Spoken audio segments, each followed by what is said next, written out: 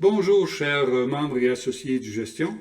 Nous avons le plaisir aujourd'hui d'accueillir M. Moussa Sissoko, qui est le secrétaire exécutif de l'Association malienne des gestionnaires de l'éducation, l'AMAGE, qui est associée à Édugestion internationale. Pour la première fois, peut-être, dans les communications que nous faisons au sujet de notre association, il y a une association nationale qui a décidé de contribuer à un événement important dans le pays, ce sont les États généraux de l'éducation. Alors, je pense que c'est une première dans nos activités. Et on félicite tout d'abord M. Sissoko pour l'organisation de cette activité-là. Et on va lui demander peut-être maintenant de nous présenter d'abord un peu la marge et ensuite de présenter quelles sont les conclusions, les réflexions auxquelles ils sont arrivés, les propositions qu'ils font au ministère de l'Éducation dans le cadre des États généraux de l'éducation. Alors, M. Sissoko, bienvenue. Merci, professeur Sharon. Bonsoir à tous les collègues de Édugestion internationale. Comme le professeur l'a dit, notre pays, le Mali, est dans une phase de refondation de son système éducatif. Et pour ça, les autorités nationales ont organisé ce qu'on appelle les États généraux de l'éducation. Pour l'instant, ce sont les phases régionales qui se sont déroulées. Les 19 régions et les districts de Bamako ont tenu leurs assises. La phase nationale est prévue du mardi 16 au 19. Alors, en tant qu'association affiliée à Édugestion internationale et la première association nationale créée au nom des gestionnaires de l'éducation, l'AMAGE, Association malienne des gestionnaires de l'éducation, a pensé qu'il faut apporter une contribution. On sait qu'individuellement, il y a des membres qui participent au niveau régional, aux phases régionales, mais ça c'est à titre individuel. En tant qu'association, nous avons décidé de produire un document et faire parvenir ce document, contribution de l'AMAGE, l'Association malienne des gestionnaires de l'éducation aux États-Unis. Il faut ajouter que nous avons une chance terrible. Le vice-ministre, secrétaire général du ministère de l'Éducation, on l'appelle chez nous, M. Issoufi Diko, est membre de l'AMAGE.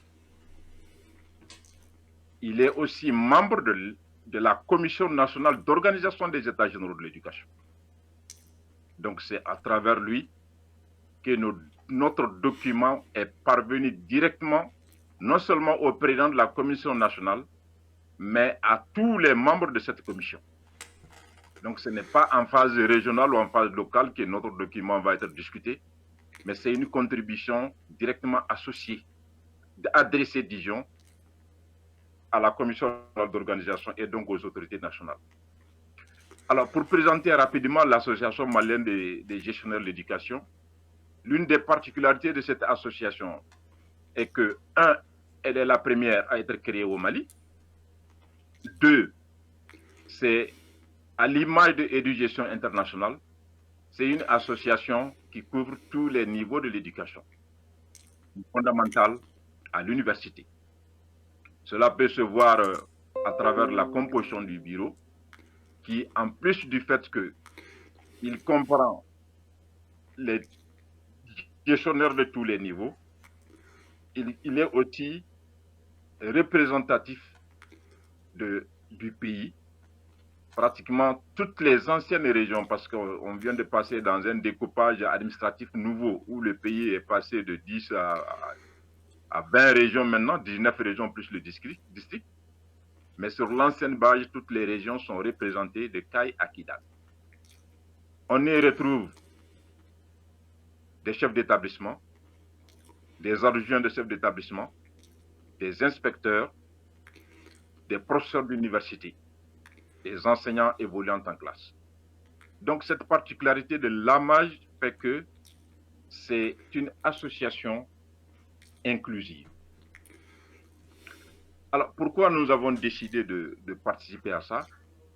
D'abord, nous avons la particularité aussi d'avoir parmi nous beaucoup de diplômés de GSE de l'Université Senghor. Donc, ce sont des spécialistes qui ont une autre vision, qui ont une autre approche des problèmes éducatifs que les débats qui vont se dérouler au niveau régional où toute la société, c'est plutôt l'inclusivité qui est cherchée. Toutes les composantes de la société parlent. Mais parler en tant que spécialiste, je crois que c'est un peu du domaine de l'amage. C'est pour ça que si vous prenez notre document, nous avons touché pratiquement à tous les aspects qui posent problème aujourd'hui au système éducatif. À commencer par le préscolaire jusqu'à l'enseignement supérieur.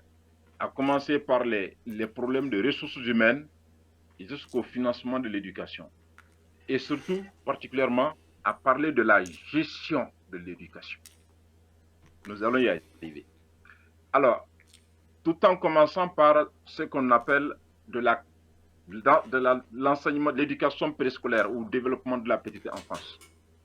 Dans notre pays, nous avons évoqué la loi d'orientation sur l'éducation, la loi de 99. C'est un peu la loi fondamentale de l'éducation, si on peut l'appeler ainsi. Alors, cette loi ne consacre que 2 petits articles à l'éducation préscolaire. Et en plus de ça, la loi précise que l'éducation préscolaire doit être dispensée par des organismes spécialisés. En réalité, dans notre pays, l'État ne fait pas de l'éducation préscolaire, la formation des tout-petits, un problème pour le moment. Les jardins d'enfants sont créés par les opérateurs privés, tout au plus par quelques collectivités, des mairies. Mais l'État n'a pas encore intégré carrément l'éducation préscolaire dans le système. Donc, parmi les propositions fortes que nous avons faites, nous avons demandé la création de jardins d'enfants dans tous les établissements, dans toutes les écoles fondamentales. Et si on dit création de jardins d'enfants dans toutes les écoles fondamentales, il faut des personnes ressources, il faut des écoles de formation des moniteurs et des monitrices de jardins d'enfants. Donc, nous avons aussi demandé la création des écoles de formation des moniteurs et des monitrices d'enfants, de jardins d'enfants. Il y a un aspect qu'on a greffé à ça depuis le niveau du préscolaire de notre document. L'aspect qu'on a greffé, c'est la gestion des échecs. Notre système éducatif ne prend pas en compte les échecs. Les déchets scolaires, comme on les appelle, sont laissés à eux-mêmes.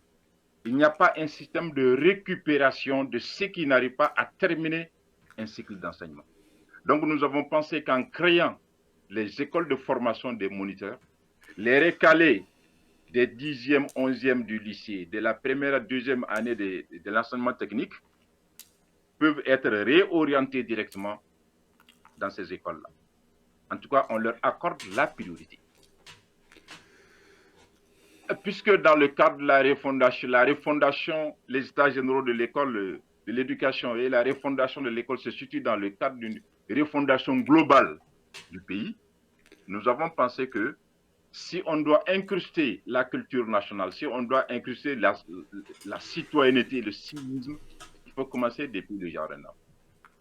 Donc, adopter des programmes pour l'éducation préscolaire qui vont se baser sur l'ancrage de la citoyenneté et sur les cultures nationales. Si nous sortons du préscolaire, on passe à l'enseignement fondamental. L'enseignement fondamental, c'est un peu la base. C'est de là que tout part. Moi, je suis proviseur du lycée. Je suis dans l'administration du lycée, ça fait 21 ans aujourd'hui. Donc, je connais les problèmes du lycée.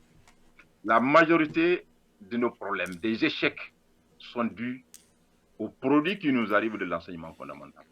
Parce que notre système éducatif, au départ, au niveau de l'école, ce qu'on appelle l'école fondamentale, il y avait 2 examens. De la première à la 6e année, c'était un bloc. Donc, pour passer de ce bloc de la 7e à la 9e année, il y avait ce qu'on appelle le certificat d'études primaires, qu'on a supprimé. Et donc, faire de l'enseignement fondamental un seul bloc de 9 ans, sanctionné par un seul examen. Donc, c'est ce qui fait qu'il n'y a pas de sélection à la base. Donc, nous avons demandé la restauration de cet examen d'entrée en 7e année au niveau du second cycle pour qu'il y ait un premier niveau de tri afin que les résultats du diplôme d'études fondamentales qui sanctionnent les 9 ans puissent être vraiment améliorés. L'autre problème au niveau du fondamental, comme au niveau de l'enseignement secondaire et de l'enseignement normal, c'est le problème des ressources humaines, c'est le problème d'infrastructure. En réalité, ces deux problèmes sont présents à tous les niveaux de l'éducation au Mali. Mais c'est encore plus crucial au niveau du fondamental, notamment la gestion des ressources humaines. Nous avons pris des cas et nous avons dit dans ce pays, on trouve un second cycle, 7e, 8e, 9e, tenu par un seul enseignant, ou alors tenu par deux enseignants. On trouve un premier cycle fondamental, le fondamental 1, c'est de la première à la 6e année. Une école de 6 niveaux, tenue par deux enseignants. Au même moment, dans les villes, dans les grands centres urbains, on trouve 3-4 enseignants dans une seule classe. Alors, ce problème est arrivé avec la décentralisation de l'éducation. Dès qu'on a confié l'école, la gestion de l'école aux collectivités, aux mairies, aux conseils de cercle et aux conseils régionaux, l'éducation s'est trouvée étalée sur deux ministères, notamment le personnel, les fonctionnaires des collectivités. Les fonctionnaires des collectivités sont des agents du ministère de l'administration territoriale, parce que les mairies, conseils de cercle, conseils régionaux relèvent du ministère de l'administration territoriale. Et ce sont eux qui sont les employés des fonctionnaires des collectivités. Le ministère de l'Éducation n'est que le service utilisateur. À partir du moment où l'employeur peut muter les agents sans se référer au service utilisateur, sans tenir en compte ses besoins, forcément, il y a distorsion. En sorte que tous les enseignants se sont retrouvés dans les villes sur mutation de l'administration territoriale sans l'avis du ministère de l'Éducation qui est le service utilisateur. Donc, c'est ce qui fait que, au niveau de l'enseignement fondamental, le premier grand problème, c'est les ressources humaines qui manquent. Vous allez dans une ville où vous trouvez 5 enseignants dans une classe, à quelques 5-6 km de cette ville, le premier village sur lequel vous tombez, vous trouvez un déficit de 6 enseignants. Donc, nous avons dit que globalement, il faut retirer la gestion de l'école des mains des collectivités. Et le document cadre, dénommé Vision globale, élaboré par la Commission nationale d'organisation, nous donne raison. Parce que ce document cadre même précise que le ministère de l'Éducation nationale est administré par 4 départements ministériels et que cela pose un problème de pilotage. À l'intérieur même du ministère, il y a la multiplication des services et donc des conflits de compétences, etc., etc. Bref, premier problème au niveau de l'enseignement fondamental, gestion des ressources humaines. Il faut d'abord retirer l'éducation des mains des collectivités. De deux, il faut redéployer tous ces enseignants-là qui sont en vie et laisser la gestion totale du personnel de l'éducation au ministère de l'Éducation. Deuxième chose, il faut construire des classes, construire des écoles, beaucoup d'écoles. Quelquefois, il nous est arrivé de trouver des écoles qui prennent des cours sous des arbres encore. Nous avons des écoles qui ont été détruites par le fait de violences qui sont à réhabiliter. Donc, l'infrastructure est à revoir au niveau du fondamental. Pour passer à l'enseignement secondaire, les lycées et l'enseignement technique, et l'enseignement normal qui s'occupe de la formation des formateurs, les maîtres, nous avons fait face au même problème et avec beaucoup d'autres propositions. Proposition de construction de salles de classe, proposition de construction de nouveaux lycées, mais nous avons dit qu'il faut ralentir un peu la construction de lycées d'enseignement, de lycées classiques d'enseignement général. Pourquoi? Parce que l'enseignement professionnel est un peu délaissé dans le pays. Pour ne pas dire qu'il est laissé au privé. Les écoles d'enseignement technique et professionnel public se comptent au bout des doigts. Donc nous avons pensé qu'il faut donner du poids à la formation professionnelle.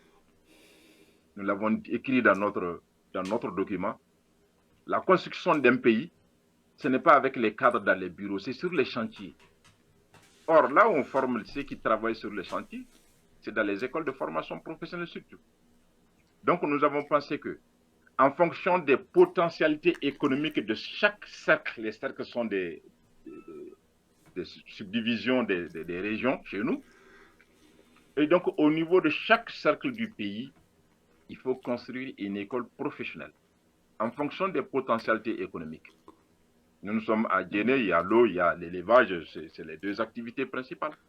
Pourquoi ne pas construire une école professionnelle où on va apprendre les techniques de pêche aux jeunes gens ou les techniques d'élevage. Donc c'est de cela qu'il s'agit. Ensuite, nous avons dit qu'il faut redéployer à ce niveau aussi les enseignants qui sont dans les grandes villes.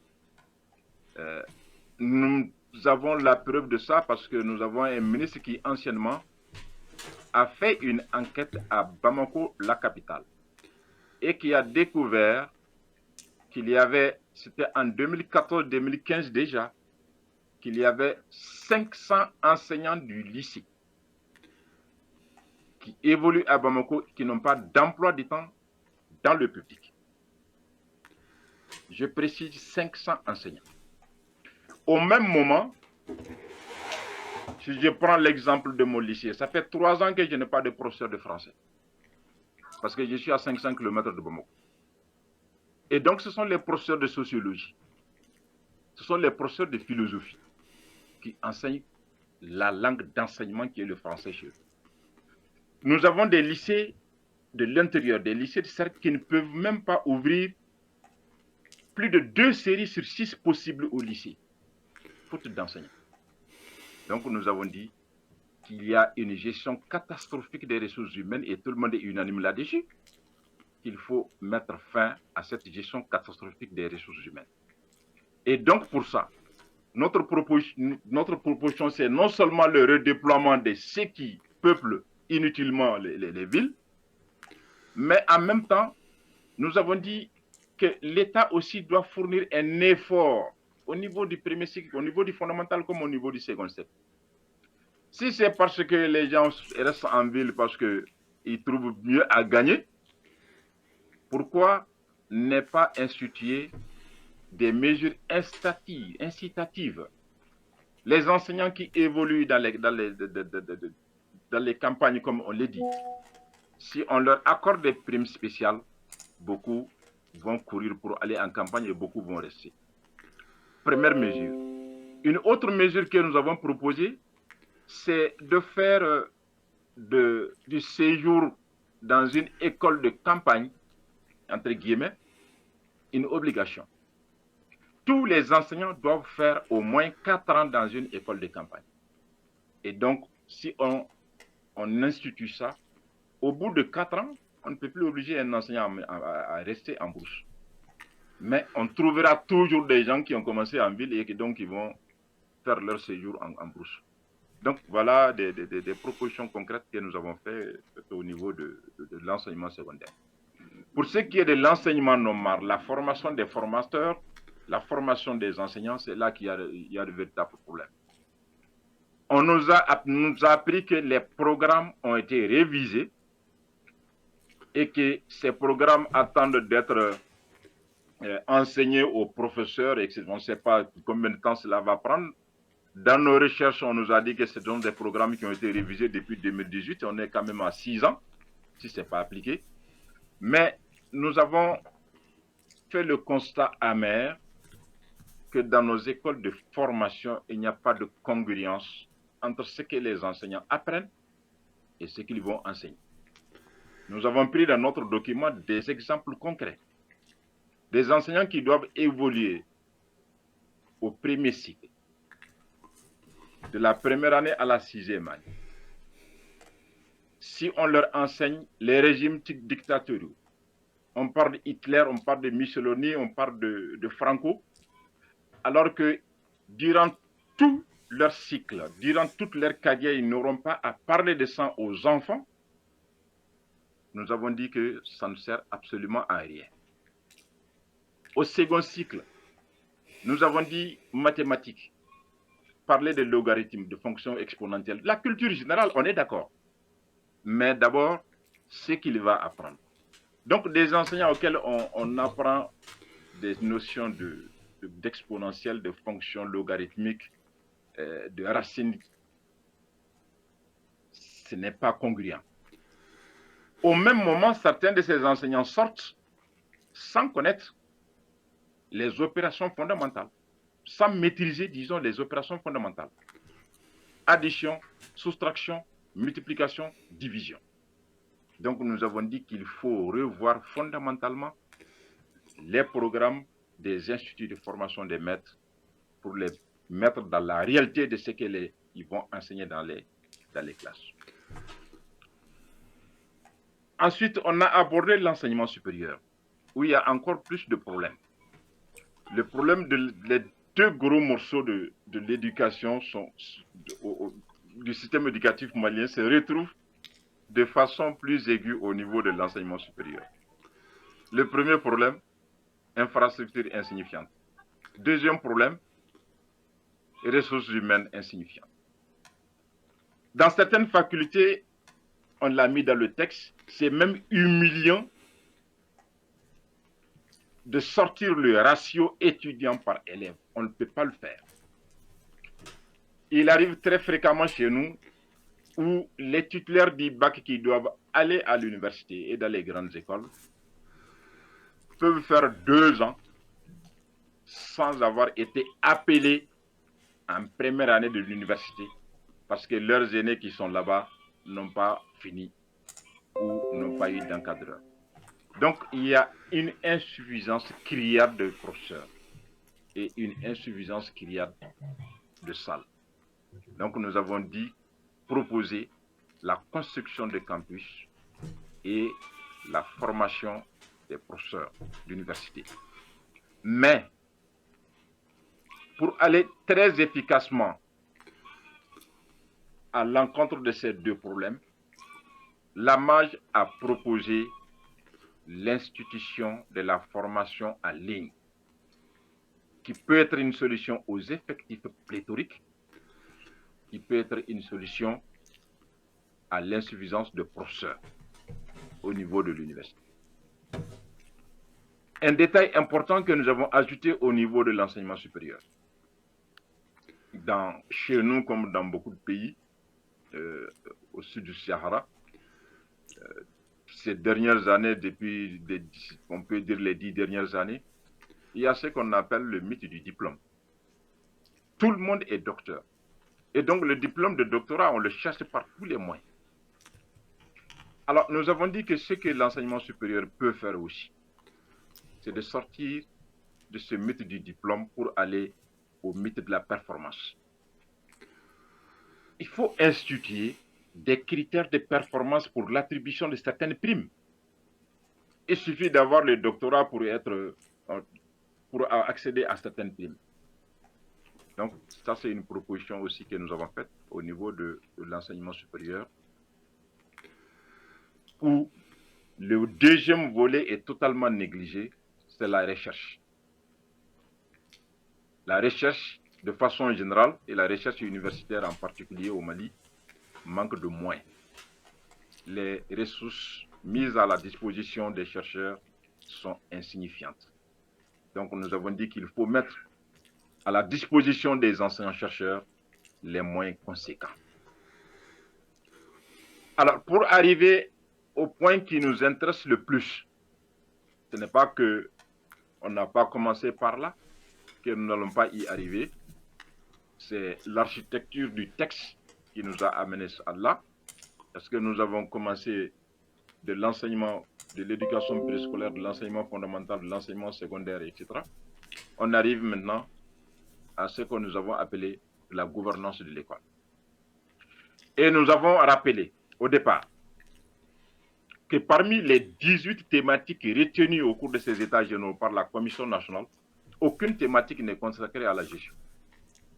Il y a bien la thématique 13 qui parle des aspects institutionnels.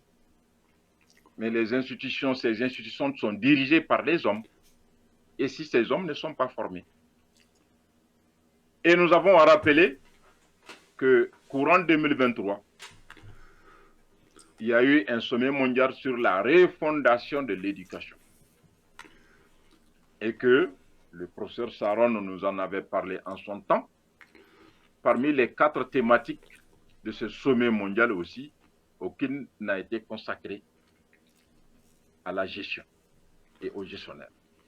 Et donc nous avons dit que nous rappelons aux politiques maliennes et aux politiques de façon générale qu'il est difficile de transformer, le sommet c'était la transformation de l'école je crois, il est difficile de transformer l'école sans les gestionnaires. Et donc à ce niveau, puisque c'est l'un des objectifs de création de l'AMAGE, nous avons fait des propositions concrètes et nous avons donné des pistes de réflexion aux autorités compétentes.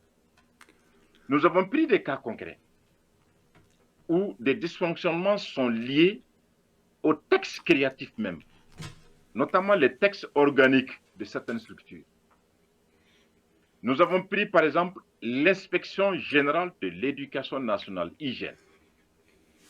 Les textes organiques rattachent l'inspecteur général de l'éducation nationale directement au ministre de l'Éducation.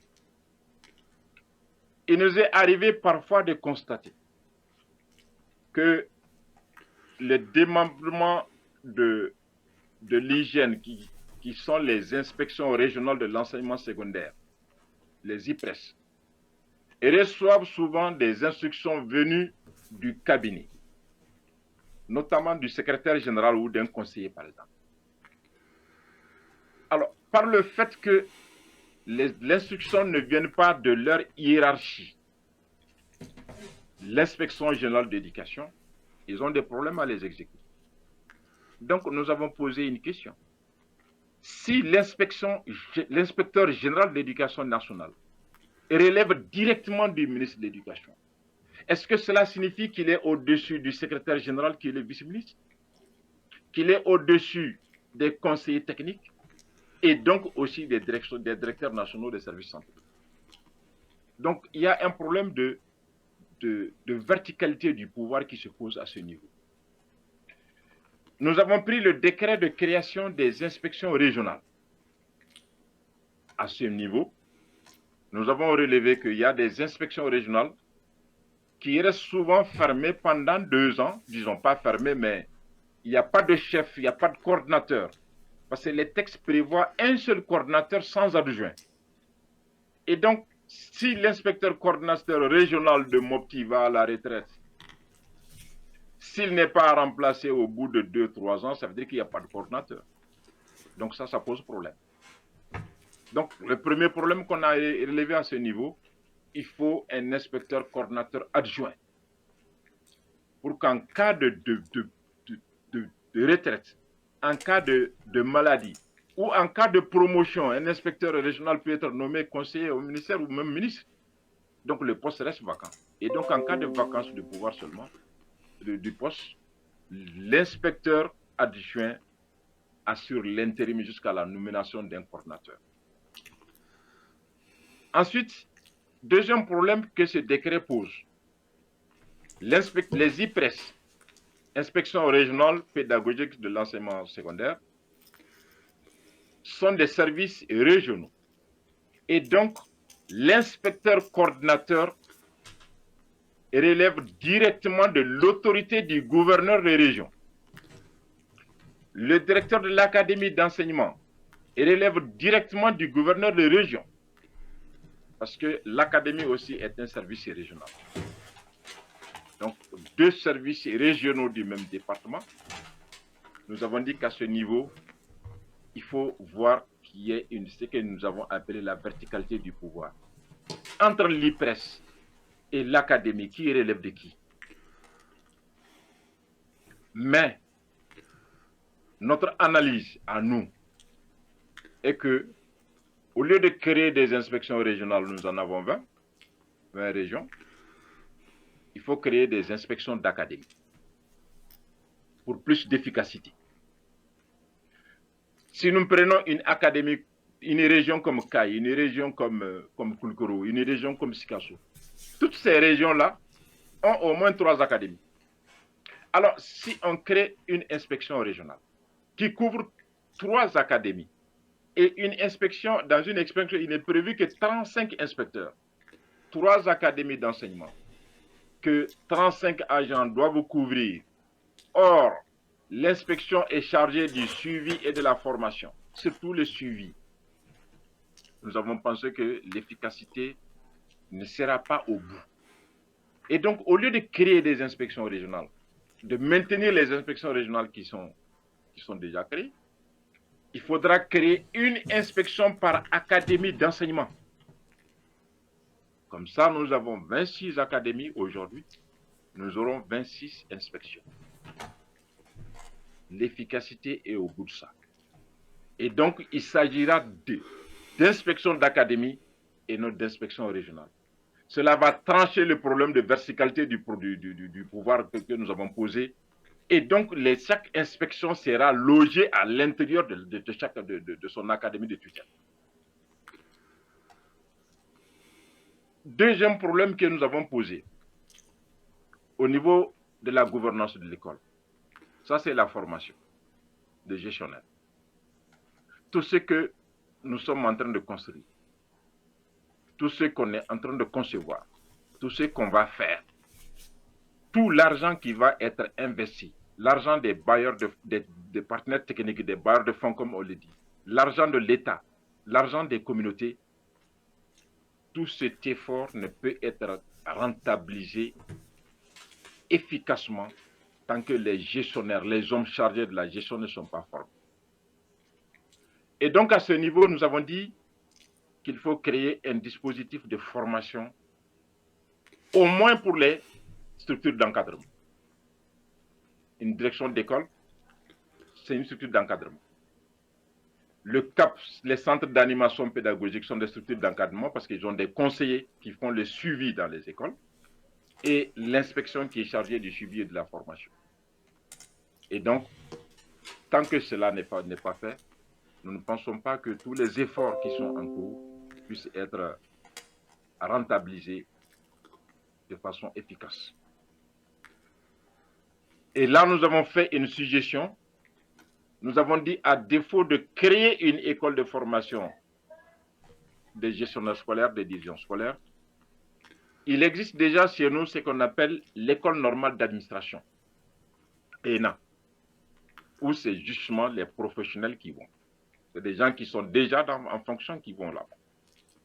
Et donc, nous avons dit qu'on pourra confier cette formation à l'école nationale d'administration, qui va ouvrir cette filière et qui va s'occuper de la formation des dirigeants scolaires.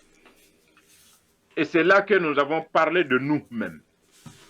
Parce que nous avons dit que la Confémen, dont le Mali est membre, l'Agence universitaire de la formation de la francophonie, font partie des initiateurs d'un programme de formation qui est exécuté par l'Université Senghor et qui est la GSE, Gestion des systèmes éducatifs. Et GSE a une option qui s'appelle formation des formateurs, des directeurs d'établissement. Et des chiffres que nous avons reçus de cette université, l'Université Senghor, à ce jour, il y a 25 Maliens qui ont été formés dans cette spécialité et dans cette option. Et donc, même si demain on ouvre cette filière à l'École nationale d'administration, le Mali trouvera les hommes qu'il faut pour former les premiers auditeurs. Et c'est là que nous avons dit que dans notre pays comme dans d'autres pays africains, les diplômés de GSE, du Master 2, ne sont pas encore efficacement et officiellement utilisés. Or, c'est un programme qui a été conçu par la CONFEMEN dont nos pays sont membres. Nous avons pris l'exemple du voisin burkinabé, où avec les échanges avec Minata, une fois, nous avons appris au niveau du CA que les premiers diplômés de l'école de formation des chefs d'établissement, c'était des proviseurs, ont pris fonction à la rentrée scolaire en cours. Et en septembre dernier, leur première promotion, formation initiale de 2 ans, la première promotion est sortie. Donc nous invitons nos autorités à aller à ça et à rentabiliser ces diplômés de GSE et à mettre la formation des gestionnaires au centre de la gestion de l'éducation, du système éducatif. Donc très rapidement, voilà le tour de la question, le document que nous avons présenté. Et le document la synthèse du document a été réalisée par moi-même, secrétaire exécutif de l'Association malienne des gestionnaires de l'éducation. Mais c'est une discussion que j'ai ouverte dans le groupe WhatsApp créé par le professeur Sharon, l'espace Mali et du gestion Mali. Et donc, les gens de tous les niveaux, des enseignants du premier cycle évoluant en classe, des conseillers pédagogiques, des inspecteurs, des professeurs d'université, des gens du niveau central, des services centraux, au moins 2, ont donné leur point de vue, des chefs d'établissement du secondaire naturellement, ont donné leur point de vue. Et donc, c'est après avoir fait cette cueillette d'informations, de propositions, de suggestions, moi j'ai fait la synthèse du document, j'ai mis sur le groupe et j'ai demandé aux collègues d'apprécier et de corriger parce que je suis professeur de français, mais comme on le dit, le bossu ne voit pas sa bosse. Et donc le collègue Alaïs Sagara surtout a fait un travail très rigoureux. Et ce document corrigé que j'ai remis sur le groupe, c'est ce document corrigé que j'ai envoyé au secrétaire général du ministère de l'Éducation nationale, M. Issoufou Diko, membre de l'AMAJ, diplômé de GSE et membre de la Commission nationale d'organisation des États généraux de l'éducation. Et dès que ça arrive à Issoufou, il est clair que tous les membres de la Commission nationale auront le document. Donc voilà en gros le travail que nous avons fait au niveau de l'Association malienne des gestionnaires de l'éducation en guise de contribution aux États généraux de l'éducation au Mali, un grand forum qui est en cours. Je vous remercie. C'est nous qui vous remercions, Monsieur Moussa Sissoko, de cette présentation que je trouve moi-même impressionnante par justement sa vision, j'allais dire sa vision systémique. Là, je crois que vous avez réalisé l'un des objectifs de nos regroupements, c'est-à-dire d'avoir une vision d'ensemble de la gestion du système, de ne pas considérer qu'un seul niveau, mais d'avoir des discussions avec des gens du niveau local, du niveau régional, du niveau national, des directeurs d'école, des chefs d'établissement, des inspecteurs, des gens aussi au niveau des directions centrales, pour avoir justement cette vision globale qui est essentielle lorsqu'on veut, comme dans le cas de votre pays, tenir des états généraux et, disons, amorcer un changement global dans le système. Alors, je crois que vous nous avez démontré une compétence avec vos collègues dans les difficultés qui sont vécues au niveau local, au niveau des écoles primaires, du niveau maternel, du secondaire, de l'universitaire et même de l'organisation même du système éducatif au Mali. Alors, je crois que c'est c'est une vision globale qui va peut-être surprendre un peu les gens auxquels vous envoyez votre document, parce que souvent on a la tendance à s'occuper surtout de son propre secteur sans avoir cette vision systémique que vous avez démontrée. C'est une première, peut-être au Mali, je pense que c'est ce que vous avez dit au début. Votre association, c'est la première association de ce type-là.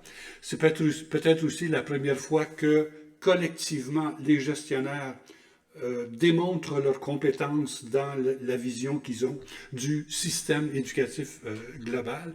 Et pour ça, je pense qu'on n'a plus que vous féliciter, vous et vos collègues, et souhaiter que les propositions que vous avez faites soient entérinées par les autorités. Je pense que vous avez des liens au niveau central et à la fois des liens au niveau local et au niveau intermédiaire. Et je pense que c'est ça qui est précieux dans votre contribution aux États généraux de l'éducation. J'espère que vous allez nous tenir au courant de l'évolution.